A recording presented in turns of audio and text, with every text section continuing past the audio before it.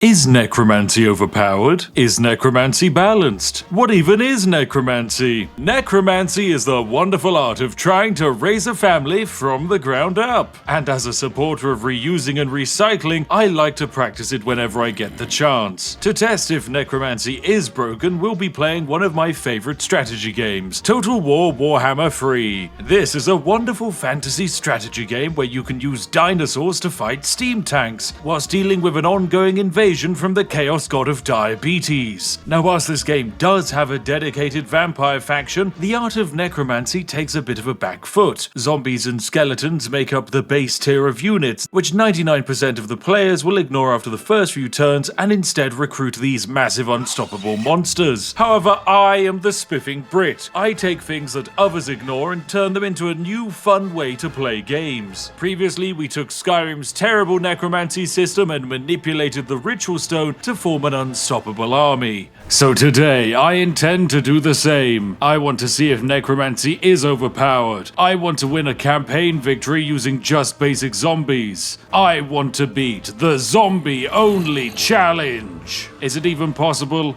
Well, grab a cup of tea and let's find out. Do you like big boats and you cannot lie? You other gamers can't deny. Well, World of Warships is the boaty game where you get to ride around in battleships, carriers, and submarines, whilst engaged in high-stakes maritime combat. Or you could be like me and accidentally crash your boat into a stationary island, because, well, you were distractedly drinking a cup of tea. Now the boffins at Wargaming are hosting the Dunkirk 1940 event, to commemorate the anniversary of Operation Dynamo, which was a legendary historical operation where hundreds of private civilian vessels rescued British, French, and Allied soldiers from an encircled position. As a history boffin, it's a very exciting period to learn about. World of Warships will be introducing a unique port activity challenge that plays out like a tactical card game. You'll command a fleet of historic and civilian vessels using ship-themed cards, make critical decisions to rescue stranded Allied troops at Dunkirk. You'll navigate through drifting sea mines, dodge enemy aircraft, and battle the unpredictability of British weather. By placing your cards strategically and using expendable modifiers, you can overcome supply missions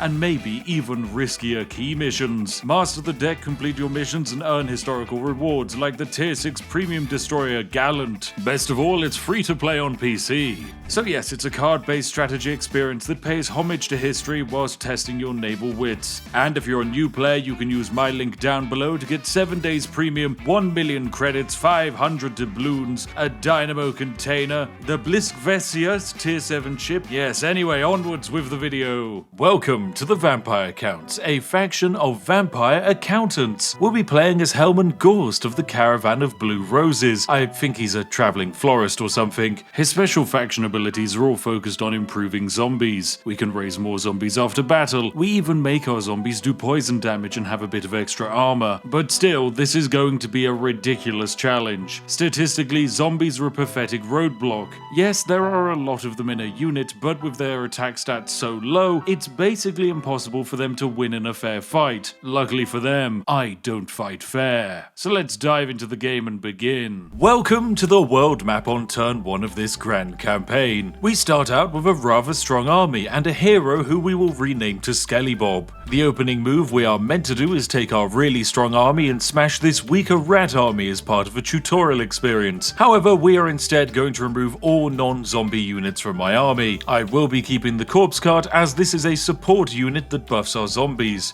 Now, should you immediately get rid of your overpowered starting unit when you begin a campaign? No, but I like a good challenge. Now, as you can see, we have a beautiful army of undead zombies to command. They look very menacing, but as far as this game is concerned, they are a near useless roadblock. Luckily, we're fighting a Skaven army, which similarly operates using pathetic meat shields. The main difference being my meat shields can be resurrected when they die, whilst theirs are sent to cheese heaven. Now, as I am a strategic British mastermind, you might be thinking I have some great grand plan for this first battle to secure victory, and well, the answer is yes. I will be using British World War I trench warfare strategies. Yes, we'll be slowly tiring out the enemy by sending infinite waves of expendable troops in a straight line towards them. They'll never expect it. The battle is going to be bloody and close, hundreds of units all smashing into each other, but after some time, we manage a close victory. The enemy is wiped out, and but we have also taken some pretty serious casualties. This is actually a good thing. Necromancy lets us raise the dead from battles, and well, the more that die, the more that we can summon. Now in the base game, this is actually a really overpowered ability, because you can just deliberately have bloody battles, and then use the massive stack of corpses to summon late game units like Graveguard. But I am limited to just fighting with cheap tier 1 useless zombies. But hey, we won the fight. Our army is clearly very weak, as even a basic squad of rats has dented our progress. Is the solution to adapt our strategies and diversify our frontline infantry? No! Let us instead double down. I think we need to summon a second army, led by our legendary Barry Bone Raiser. I expect greatness from this gentleman. Turn to us here and we can finally conquer our first settlement of Knobbly Gorge. Huzzah, our empire is now expanded to 2 cities. But before we can continue the war on rats, we must raise more undead zombies. A full 2 stacks of them would be perfect. I suppose now is also a good time to talk about the benefit of zombies. They have lots of health, they're dirt cheap to recruit and use. Each zombie costs 19 upkeep per turn. A pack of ghouls, however, costs 150 per turn, so it makes fielding huge armies in the early game much more affordable. The next action I want to make on this turn is to secure a trade deal with the Cafe faction to my east. We don't need to expand in that direction, so a secure border is a really good idea for this difficult challenge. Our second fight takes us to Shamble Town, a little rat settlement. This time I've brought 26 zombie units to overwhelm the rats. It doesn't matter how many scurrying slingers you have, I have enough bodies to absorb every rock that this field has to offer. The battle is of course going well for us. Our zombies outnumber the enemy, and any losses we take, we can simply revive with the Invocation of Nehek. This is a mass AoE heal spell that can best be described as perfectly balanced.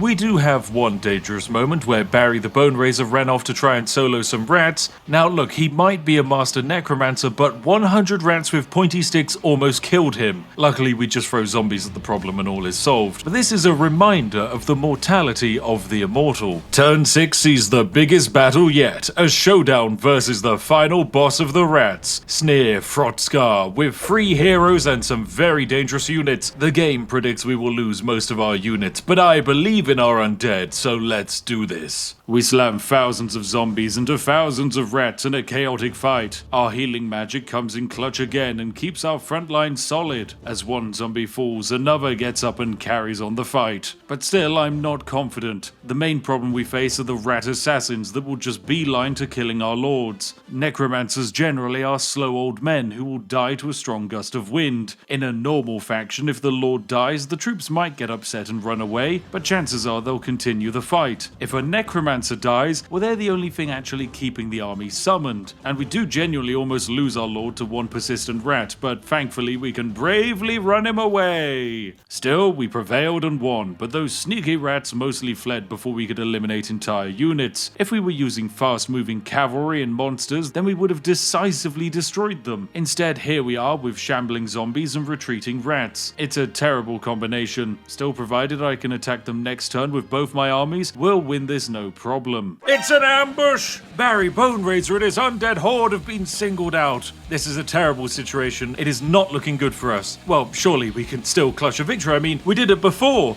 Oh no, it's a valiant defeat. We do take a decent amount of the enemy with us, but still, Barry Bone Raiser is dead, along with 2,000 zombies. The foul rat is then immediately hunted down, and his pitiful survivors are destroyed. You might think this is a terrible situation and will set us back for many turns, but a little bit of death never hurt a necromancer. I recruit another lord called Tim the Necromancer, and he will also be recruiting 19 zombies and getting ready to help us finish off the rat clan. We finally sweep up the last of the rats hiding out in the flayed rock. This gives us 2 controlled regions and a growing force of 4 different armies, all wielding just undead zombies. Oh, and Barry Bone Raiser is back. Yeah, I know he died, but we're a faction of necromancers, so we just dragged his corpse back up for round 2. So our opening area is secured, but a new enemy has revealed itself in the south, Kugath the Plague Father, a disgusting chaos monster that will spread plague and destruction if we let him live. So it's time we turn our attention to the big green blob and prepare to surprise him with war. I was right to fear the Nurgle faction, as a few turns later they declare war. This is fine. Trust me, everything is going perfectly fine. He's at strength rank 31 and I'm at 83. Yeah, I'm about to be a shelf attached to a wall. Okay, I'm going to stack my 3 armies together and just brace for impact. Our only advantage is we've just researched a technology that raises the healing cap on our zombies by 100%. This is something we can exploit later in the game, but right now as he attacks, yeah, the game is just predicting a crushing defeat. If we don't win this, the entire campaign is over. I will lose all of my territory before I'm able to rebuild, so I must win.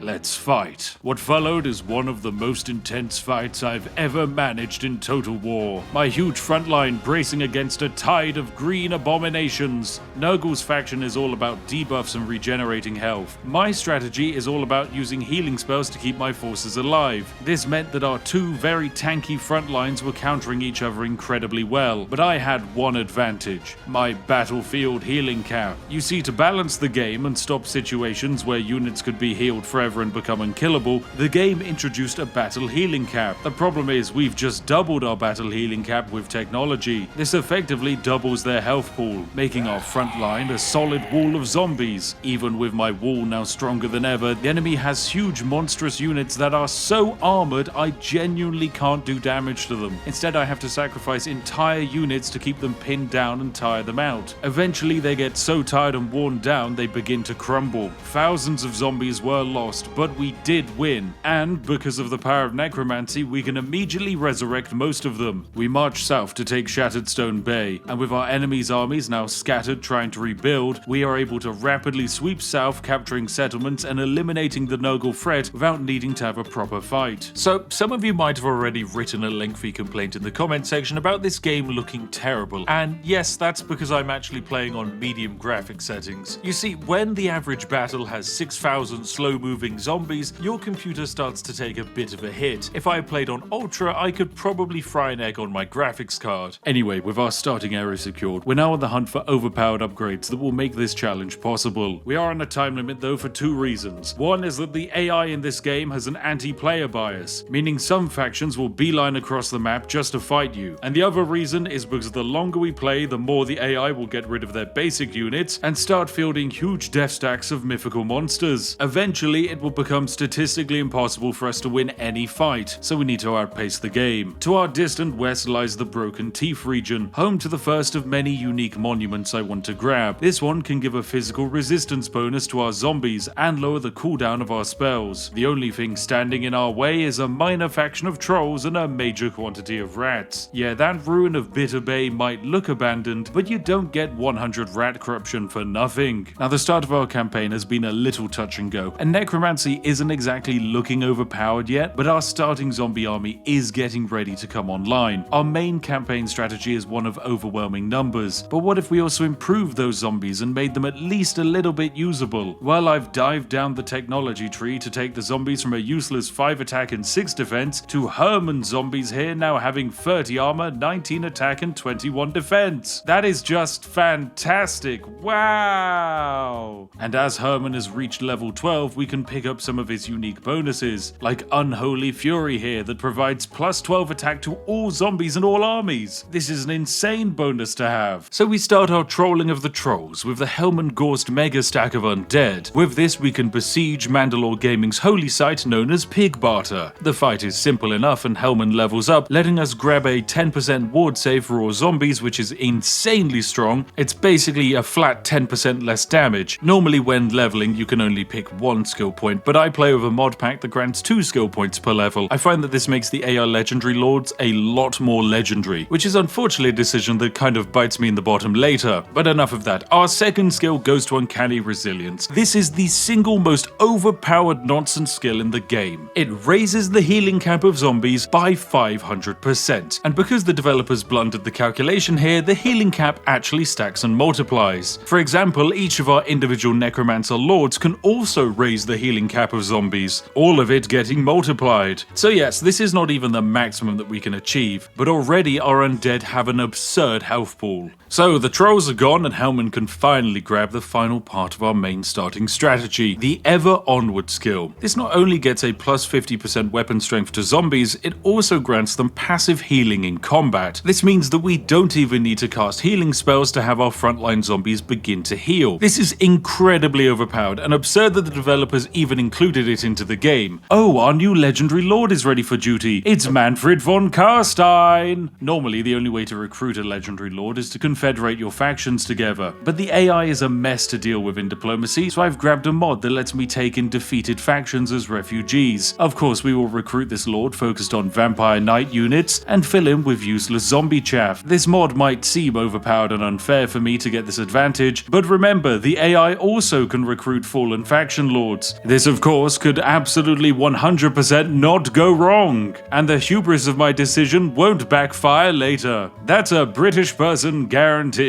Oh, would you look at that, the Skaven are attacking Imric. He's the dragon-riding elf who lives in that fortress. Now really, I kind of want to have the fortress. It's cool and has a unique building, so I will have my armies stand outside the settlement, watch them fight, and then finish off whoever the winner is. And it's a rat victory. Wow, that is Imric defeated, and a grand new opportunity presented for us. There are 2 surviving rat armies in total that, whilst weakened, would be difficult to fight. Luckily, I have an exploit for this very moment. I'm going to cheese the fight by having Hellman initiate a siege, trapping the first Skaven army inside the fortress walls. This makes them unable to reinforce and assist the second Skaven army that is positioned outside of the city. So I have my 2 other armies scroll up to them, and yes, we now have a perfectly balanced, unfair, one-sided battle. I love you cheesable game mechanics. Well, I might have made a slight tactical blunder. You see, I took Gorst on a magical adventure to a legendary settlement thinking that it might be abandoned, and no, it's filled with angry, violent rats that want to fight. Unlike our first rat battles, these rats have Gatling guns, hell pit abominations, and even catapults. On the other side, I have zombies, and you guessed it, more zombies. Let's see how it goes. The fight starts off with me hiding my zombies behind a cliff, hoping that the enemy's artillery can't reach me. Unfortunately, I forgot that most of the enemy's ranged slinger units can outrun my zombies, so we ran into a slight problem where our undead were just getting kited around the map. The fight was a little bit of a mess. We lost Gorst to a barrage of slings, but thankfully the morale of the rats broke. This was almost entirely thanks to the zombies now hitting harder and lasting longer thanks to passive healing. So yes, it was mightily close, but we ended up winning the day. Against other factions, this wouldn't have worked. We just got fortunate the rats have some of the worst morale of any units in the entire game. The following turn, we win the siege for the settlement, but we can't do anything with it for now. In order to build the unique building, we need to wait for the population to grow, but as soon as we get it, our zombies will become even stronger. I would say that this ends the opening stage of our game and sets us up for the master strategy. We currently have zombies that can be healed for over 10 times their already massive health bar, making them the tankiest units in the entire game. For the next stage of our quest, we need to travel to I can't believe it's not Egypt and seize a really evil looking pyramid. I briefly get sidetracked on my way to the desert because I've discovered Skarbrand. He's a big evil chaos demon who can be near impossible to kill. Luckily, I have infinite zombies and he drops a great bonus when defeated, so I round up Barry, Herman and Manfred to attack. The first fight versus Khorne is an easy auto-resolve, but Skarbrand isn't home. However, his units are much stronger than rats, so if we do face a full stack, we'll have a major challenge. So our 3 stacks of zombies catch up to Skarbrand with just 4 units and 2 heroes. That's a tiny army, but the game predicts we're about to be entirely wiped out, despite outnumbering his forces 60-1? Maybe I've bitten off more than my zombies can chew. Let's find out. For some reason, Skarbrand is really chill when it comes to this battle. He just stands around and allows me to bring in all of my zombies as reinforcements. We now have over 4,000 zombies on the field, and this means we can begin the descent into hell. But as our front lines clash and Skarbrand starts to get his first few kills, something magical happens. The zombies, instead of dying, just simply get back up again. Everywhere across the battle, all of these high-level units with massive stats, for some reason just can't beat a zombie in a fight. Oh, this is incredible. Statistically, the game thinks we stood no chance, but in practice, we're unstoppable. Things get completely out of control when I stack some AoE magic attack bonuses and we see a zombie achieve over 100 melee attack.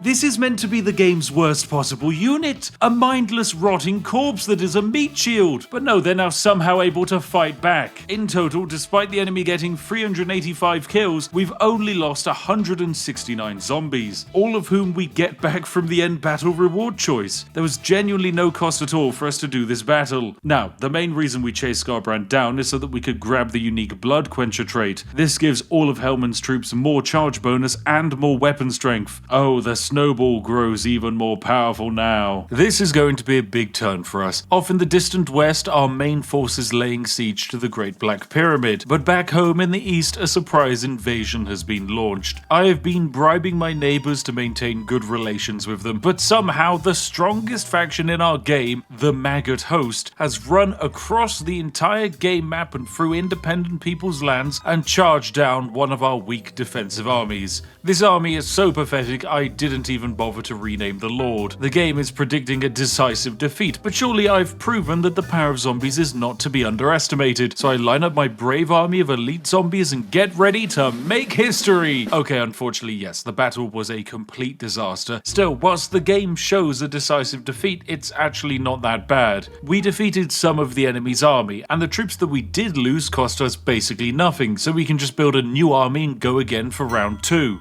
But now it's time for the main event, the Great Siege of the Pyramid. 4 stacks of undead skeletons versus 3 stacks of zombies. Who will win? Well, you best leave a comment with your prediction. The battle begins with some favorable news. The enemy's reinforcements will take 3 minutes to arrive, and with some technology I can now vanguard deploy my undead. So we should be able to snipe the first army and then reform the line when our own reinforcements arrive. This time our strategy works flawlessly. The enemy front line melts like butter against our much more advanced zombies. The zombies of course heal when attacking, and they can heal forever. Any damage they take is simply regained nearly instantly. We make short order of the first 1,000 enemies and brace ourselves for the wave of reinforcements to come. The enemy has one advantage: ranged attacks. As my zombies only heal in melee, if the enemy can kite me around whilst hitting me with ranged, I will eventually lose. However, Herman here recently learned how to cast Winds of Death. He would like to show it to you.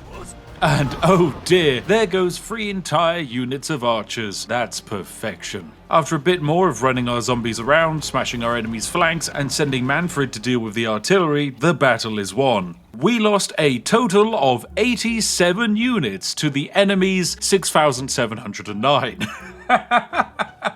So I should probably answer why I decided to run all the way to the desert to grab this pyramid and Galbaraz. Well, these settlements have unique buildings. Galbaraz has the Ruins of Morcaine, a site that grants our zombies increased weapon strength and spell resistance. The pyramid has the Vault of Nagash, a huge building that will give even more spell resistance to our zombies. This resistance stacking is really getting out of control. Not only do our zombies heal constantly, but now the damage they do take is getting minimized as much as possible. Yes, it is quite silly, and definitely not what the developers intended. So where do we go from here? Of course our mission is a campaign victory, but I also have an additional goal of the utmost importance, a nemesis of sorts. You see, this game has a monstrous faction full of the most horrible creatures of chaos. I am of course talking about the French! Okay, really they are called the Bretonnians, but everything in this game is stolen from our world map. Germany is the Empire, Egyptians are the Khemri, oh, and Britain is the home of an archdemon hell-bent on destroying the world. I wonder what the creators meant by this. So yes, I want to launch an unholy crusade and raze this game's version of France into the ground. I decided to attack that Nurgle army running around my lands with a new army of zombies. Surely nothing can go wrong this time and we will win the fight. Our leader is Arabelle, and unfortunately on medium graphics it looks like she's contracted a tropical skin disease. But with more zombies I'm sure we'll win. So we load into the fight, do our classical zombie death ball. Once again, however, the enemy is simply better. Yep, they can deal a lot more damage and they can also regenerate health too. No matter how many zombies I throw at their leader, it's simply not enough. Their health bar hardly even moves. So even though we managed to catch a few units here and there, they still win. Am I sad or upset that I lost a few thousand zombies? No, of course not. Necromancy is perfectly balanced, so despite losing nearly 30 units, I can instantly raise the dead to refill these 2 armies, and I'm certain we'll get them next time. Okay, third time's the charm. We have 3 stacks of undead. They have basically all the same units as last time, so can we do it? Can we actually finally defeat their infinitely regenerating lord? Well, we did it! After thousands of our undead were made dead again, the army was defeated. If there's one thing that I've learned, it's that the Nurgle faction are the greatest threat to us. They have healing spells, AoE damage spells, and lots of strong infantry. Still, eventually, overwhelming numbers and a war of attrition will win the day. Several turns later, I'm just peacefully patrolling my border to the south when a dastardly dwarf named Thoric Ironbrow decided to ambush our brave, noble heroes. We're never meant to win this fight, and genuinely I don't even think I can do it. But perhaps, with the power of our tier 1 basic chaff, we can pull off an upset. I mean, after all, we have 2 full armies. And, no, actually we don't. It turns out Thoric has used a lightning strike move, and that has eliminated all of my reinforcements. So this means that Moldwyn, a pathetic level 2 lord, is the only one in the fight. There is absolutely no way we can win this fight now. I mean, a half stack of Nurgle forces without a legendary lord has been absolutely thrashing us for the last 10 turns. How will I fare against a stack of dwarven power? Well, it's an incredibly challenging fight. The only way I could defeat even the weakest dwarven units was to surround them on all sides with zombies. Even so, as the battle goes on, more and more of our units were getting destroyed. And Thoric himself, well, he was fine. We could genuinely do basically no damage to him. Luckily for us, we threw so many corpses at his feet that he got so tired his morale eventually broke along with his army. This might seem like a very anticlimactic way for a dwarf to stop fighting when he could have very easily soloed my entire army, but hey, that's video game logic for you. By defeating him, our lord now gets a bonus that allows his zombies to get +3 armor piercing damage, making them even more effective against future fights against dwarves. This is fantastic. Okay, seeing as he started, I might as well go and finish off the dwarves to the south as revenge. It's time for our second dwarf fight, but this time with Baron von Neversperm leading the charge. His zombies are not as powerful as our main lords, but they should be up for the challenge. The fight seems to be going kind of well, with our zombies running past the dwarven front line and locking their range units into melee. We have no way to deal with the enemy's heroes and lords because we basically can't do damage to them, so the strategy just becomes keeping them distracted for the entire battle with a few stacks of zombies. Also, I noticed a really weird behavior with the AI. Basically, in battles, they would be very happy to send their range units into a melee fight against zombies. I think it's because their threat assessment is just wrong. They're basing their decisions off of the fact that zombies are meant to be a useless tier 1 cannon fodder unit, not a frontline tank with armor piercing. I guess this is one of those moments of, hey, be careful who you bully in school, because they might come back as a near immortal zombie Chad. So another glorious victory where the lords just run out of energy and we advance onto the dwarven city. Meanwhile, my first stack of lords are heading to Bretonia to deal with the French. And my home defense force is trying to save our troll allies from an ongoing Nurgle invasion. Ideally, I want a strong, healthy ally on my borders so that I don't have to worry about that front line. Okay, our ally is not having a good time, he is desperate for support, and Tarakan is currently making a ridiculous amount of money looting his settlements and routing his armies. Now, if it took us 10,000 zombies to defeat a small Nurgle army, I know that there is no way for me to actually beat him. Statistically, Nurgle units are just better than us. But I am the Spiffing Brit, and that means I always have a trick up my sleeve. Every faction can recruit heroes. These heroes are costly and are mostly used as overpowered battlefield units, but if you have the money to spare, you can use them for assassinations. With our armies consisting of cheap zombies, we have loads of money to waste on assassins. It won't eliminate the threat, but it will mess with the AI, and crucially give me a few extra turns to build up a greater defense force. With the support of our ally, High Queen Khalida, we make our attack on the dwarven city. It proves to be a super easy fight, and also the final fight needed to complete a short campaign victory. This is very good and gives us some lovely buffs. However, I want more. I want to remove those dastardly Bretonians from existence and conquer my ancestral homelands of Albion. Also, what about that giant annoying Nurgle dude running around? Yes, we still have work cut out for ourselves. What ho, chaps, Operation D-Day has begun as our liberating forces land on the beaches of 100% North France. The storming of Brionne is a decisive victory, as well how could the AI have predicted 10,000 zombies would just rise from the sea without any warning? However, even surprised Bretonians are manipulative sausages, as they appear to have allied nearly an entire continent. The Empire, Wood Elves, High Elves and Dryads will all be rushing to put down the undead threat. Well, surely that just means more bodies for us to resurrect. Now, the invasion does not go uncontested, and rapidly we have a full stack of Bretonians charging towards Barry Boneraiser. Oh my, however will we fare against Leon Lebel? Of course, we just deploy our zombies in the face of our enemy. I can also now summon zombies using magic on top of our enemy's range units, meaning they don't even get a chance to send off a volley. And whilst yes, the infantry does do damage to our zombies, provided they're in melee combat, they just simply heal it back. The main risk was that enemy spellcaster, but even their big damage spells were healed up. Healing by fighting is just such a broken gameplay feature. Cheers devs for adding it in. So that's a nice easy victory, but this is still a major faction. As that army retreats to hide behind its castle walls, two new armies descend from the north. I of course summon a brand new army to assist Manfred in the event they try and retake their lands. Meanwhile, Operation Assassinate Nurgle is going terribly. It's going really badly. Our ally will likely be dead in a few turns, and that means we'll have to face the entire Nurgle faction. In preparation, I build up, see if you can guess it now, another zombie army! Wow, I'm so original. So Volkmar the Grim has decided to attack Manfred. Volkmar is an Empire chappie, but evidently he's not happy with the way that we've been invading his Bretonian friends. Now, the good news is defeating him will grant us an incredible buff, plus free attack and defense on all zombies. The downside is that in order to get it, we have to watch thousands of innocents die. Wait.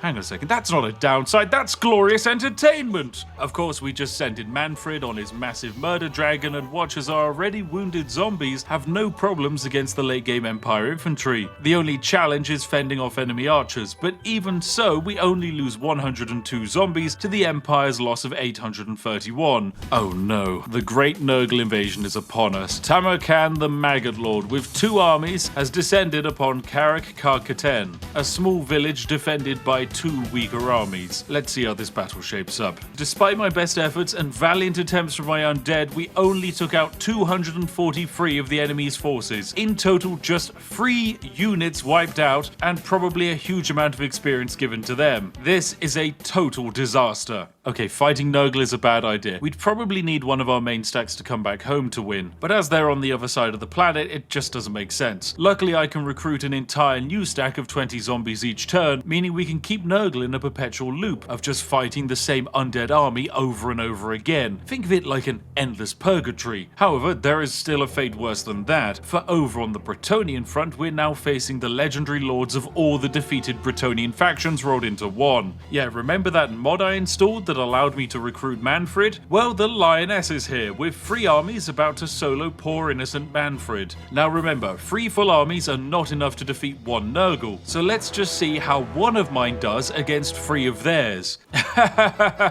Of course, it's an absolute Thunderdome. It took me a few moments to realize that all of the enemies were attacking with fire damage thanks to their lord. In the words of Brass Eye, this is the one thing we didn't want to happen. All undead units take extra damage from fire, especially from range. So yeah, it's not a pretty fight, but it is still a glorious victory for us. And in the end, if we can deal with 3 armies in one go, then there is nothing the Bretonian AI can do.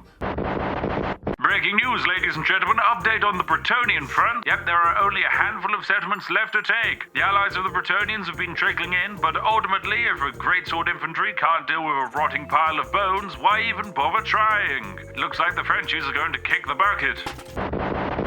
And there we have it, we've finally gone far enough north to discover the universe's equivalent of Britain. Look, it's the Isle of Wights. Just like the real deal, this bad boy can fit so many aging ghouls inside of it. And against our Bretonian friends on the mainland, we're having an easy time. One of our lords walks up to a settlement, sieges it instantly, and then summons a new army with a bunch of cheap zombies to defend it so that he can move on to the next one. It's a strategy that works so well we can do it a second time with Manfred. Wow, these zombies really are something. The AI is losing its mind now as they charge the Fey Enchantress into my newly recruited lord with a stack of basic zombies. And well, yeah, what a walk in the park. This is an army that didn't exist last turn and it just wiped you out. We finished turn 86 with 2 new settlements, one of which grants us even more buffs. To our west, however, an invasion from the elves is underway. Of course, most elves have never seen a zombie before and will probably class it as a useless unit, so I'm excited to see how they face off against my unique version of the undead, especially now that the Vault of Nagash has just been completed. Oh, your spells will do nothing. Sensing the inevitable doom, Elspeth pieces out of the war and the settlement of Coroni pitches a last stand battle battle against Gorst. There are, of course, no survivors. We do get this cool armor though, the Helm of Dreyska. It gives us a 2% chance to gain a good trait each turn, and a 1% chance to just straight up die. Yeah, I guess that's fun for gamblers, but why would you ever use this? In total, there are just 3 settlements in Bretonnia controlled by the French, so we are on the verge of completing my true campaign victory.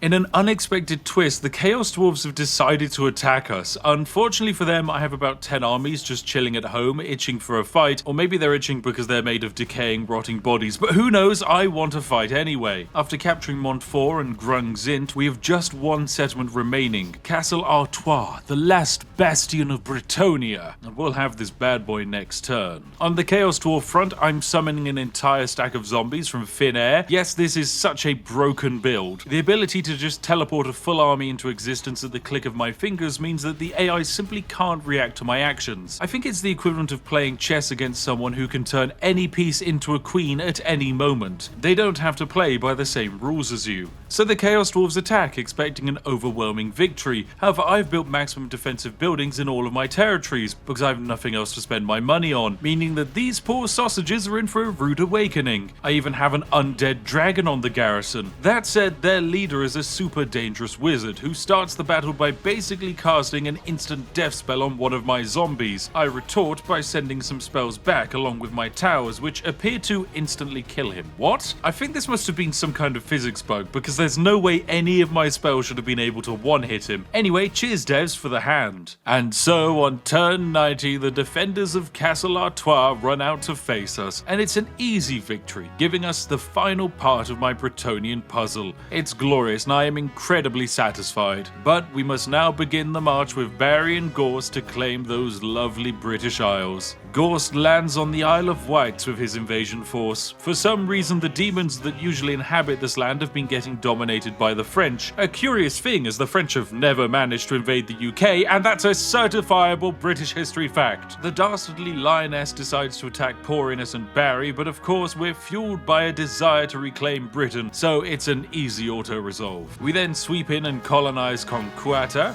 and take the Isle of Wights. Okay, we need to rename Conquata, because that doesn't feel very British, so it shall now be known as New Swindon. But this is it, ladies and gents, the final turn, turn 93 of the game. We just have our brave hero Barry sweep up north to take the Citadel of Lead. And there it is, Albion reclaimed and the Bretonians defeated. I do think I have in fact proved that yes, necromancy is indeed overpowered. This has been one of the most entertaining campaigns of Warhammer 3 I've ever played, and I strongly recommend this refreshing gameplay style. Most of my normal campaigns end when I create a single hero that can solo an entire army, but here we are using Soviet wave tactics to nip away at our enemy. We didn't always win, but when we lost it always cost the enemy more than it cost us, and that's what I like about grand strategy. Once again, a huge thank you to World of Warships for the sponsorship. You can use the link in the description to enjoy Operation Dynamo and get some great sign-up bonuses now. Anyway, thank you very much for watching, and a huge thank you to our lovely patrons and channel members for funding this video. Of course, you've already liked the video yourself and supported us, and you've probably already subscribed, so thank you very much. If you want to find something else interesting to watch after this, then look no further than this on screen now. I get the feeling that you're going to like it. Anyway, thank you very much for watching, thank you for enjoying the show today, and I'll see each and every one of you in the next one. Have a lovely day, and goodbye for now.